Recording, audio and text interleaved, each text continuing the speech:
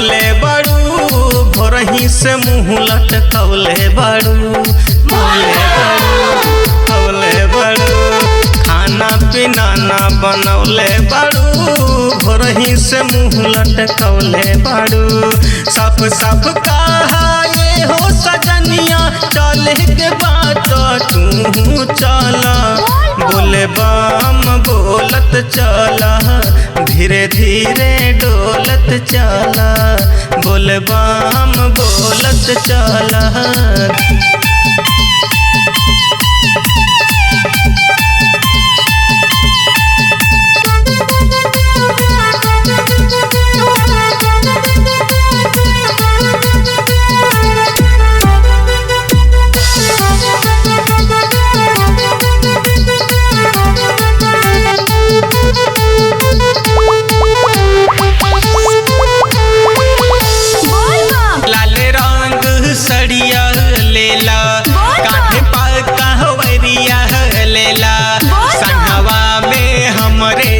चला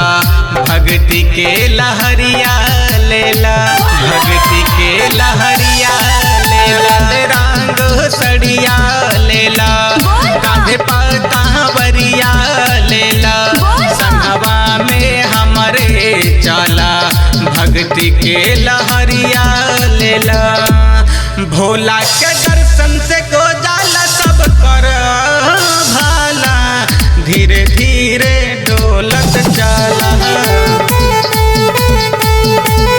बोले बम बोलत चला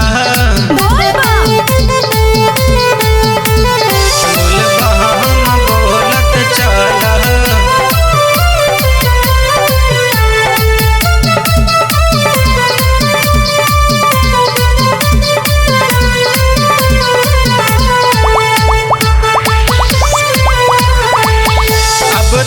कुछ खाला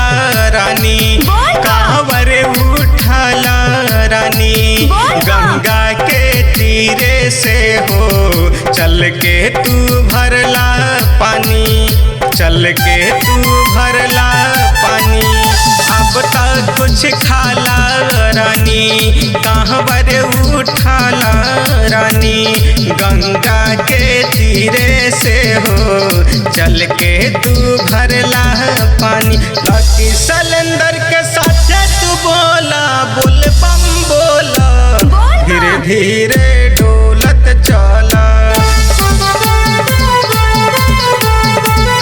बोल बम बोलत चला बोल बम बोलत चला धीरे धीरे डोलत चला।